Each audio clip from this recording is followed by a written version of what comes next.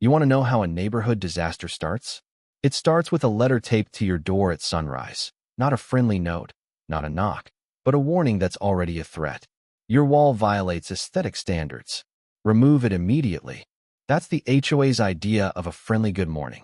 You think, well, it's just a wall, right? But that wall was the only thing holding back 70 meters of mountain above my house. The only thing standing between us and a landslide. 3 weeks after the HOA tore it down, because it looked ugly, they said, I was wide awake at 1 a.m., watching dirt and rock come pouring down like a busted dam, drowning everything below in a muddy avalanche. My neighbor Karen, tough as nails, was screaming through her back window. Me? I was filming. But I wasn't just recording a landslide. I was catching evidence of a setup. A whole web of people who wanted more than a pretty view. Let me back up a sec. I'm Noah. I'm 58, lived on these cliffs since before HOA was a dirty word. After my wife Sarah died in a landslide that never should have happened, I came back to my grandfather's house, the same one he built in '52, the only place that's ever really felt like home. The man was practical to the bone, didn't care about frills, just wanted things that worked and would last. He asked me to build that retaining wall, and I did. 4 meters high, 80 centimeters thick, reinforced concrete. Nothing fancy, just a fortress to keep the hill where it belonged. For 3 decades, nobody cared that the wall was ugly, because it worked. But then came Riverside Cliffs HOA.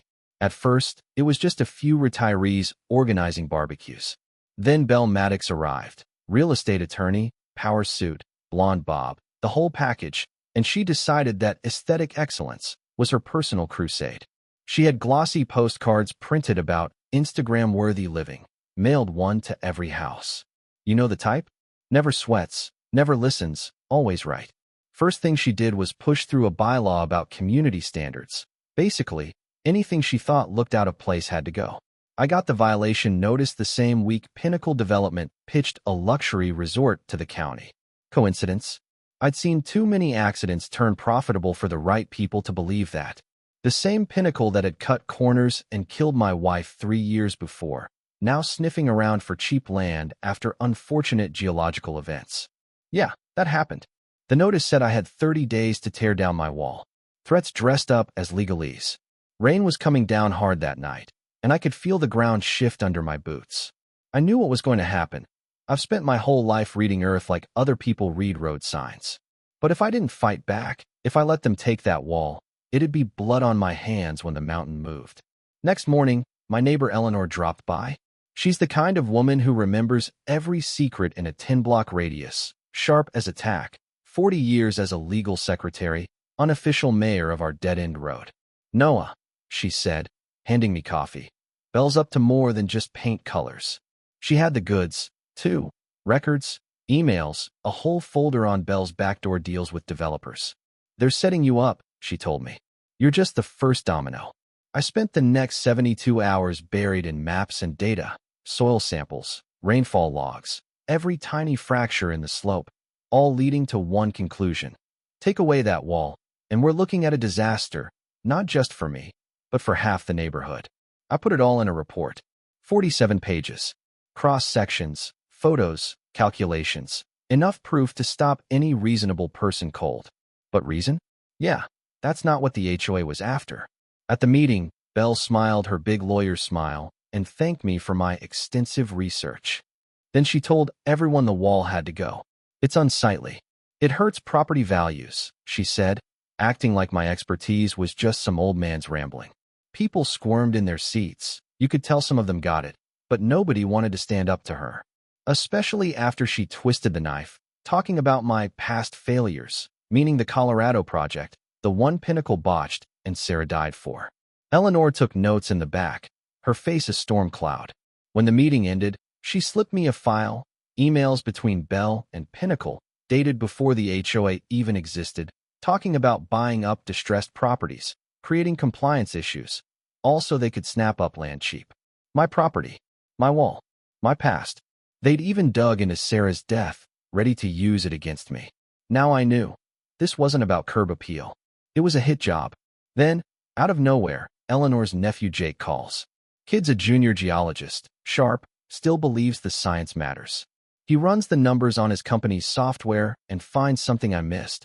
A fault line running straight under the neighborhood. Not a big one, not until the wall goes.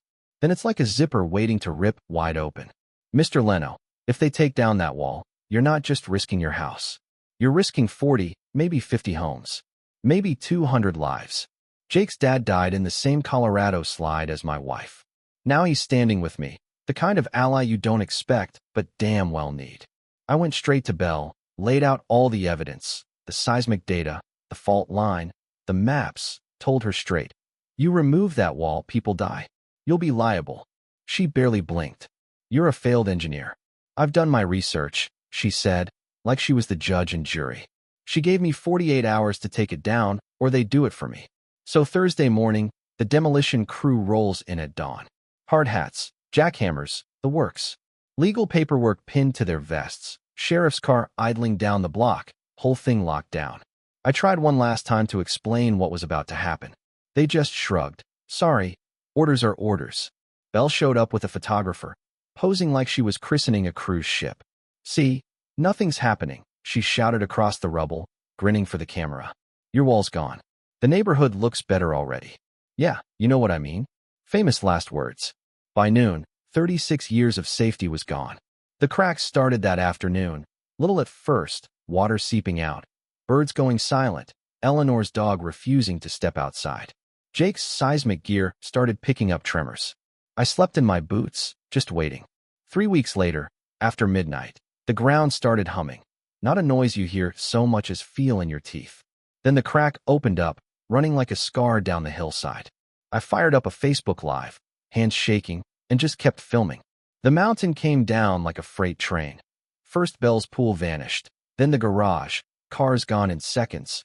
Her whole designer house snapped like cardboard. She was gone before the last window shattered. Range Rover out the gate, not a word to anyone. By the time it hit, 8 houses gone, 11 more wrecked, power lines down, sirens blaring. I stopped filming and started banging on doors, dragging people out of bed, telling them, you gotta go now. 47 minutes of panic, confusion, mud everywhere, but we got everybody out. Not one death. Not this time. Eleanor? She ran back for her USB drive. Months of emails, recordings, proof of the whole scheme. When the news broke, when my live video hit 2 million views, it was already too late for Belle to spin it. FBI, EPA, state cops, all coming down on Pinnacle, on the HOA, on anyone who touched this mess. Turns out Pinnacle was running this playbook everywhere. Find a slope, force out the locals, wait for a disaster, buy the land cheap. The lawsuits were biblical. The county voted to dissolve the HOA and start over, this time with actual experts in charge. Belle tried to claim I sabotaged my own wall. Yeah, right. Jake's company found the same scam in 6 other towns. My engineering report, the one she ignored, became Exhibit A in the biggest fraud case in county history. Funny thing is, the town rebuilt, safer, smarter. Jake got a scholarship for his PhD. Eleanor's the state's Citizen Journalist of the Year. Me? They gave me a medal, and Sarah's parents called to say I'd finally made her proud. But as I stood there, looking at the crater where Belle's mansion used to be, I realized the real fight was just starting. Jake was tracking more tremors under the city, not a landslide, but something worse. We've got 72 hours to get people out, he told me. They won't listen, not after all this. So what would you do? When the experts say move, but the suits say stay? When HOA rules matter more than the ground you stand on? That's the thing about disasters. They don't care if you think your lawn looks nice. Which side are you on? Have you seen HOAs pull something like this, or fought for what's right against the odds?